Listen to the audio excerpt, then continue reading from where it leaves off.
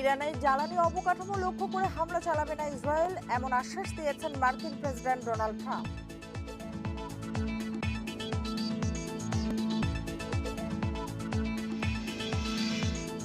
ইরানের নিরাপত্তা প্রধান আলী লারিজানির খুনিদের চরম মূল্য দিতে হবে, সর্বোচ্চ ধর্মীয় নেতা মোস্তফা খামেনির হুঁশিয়ারি।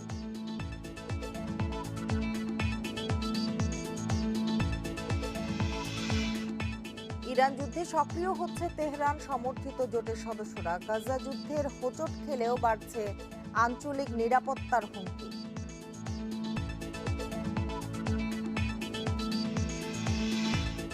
ইরানের ক্ষেপণাস্ত্র সক্ষমতা ধ্বংসের দাবি যুক্তরাষ্ট্রের, তবে এখনো উদ্বেগ বাড়তে পারে অস্ত্রের মজুত, বলছেন বিশ্লেষকেরা।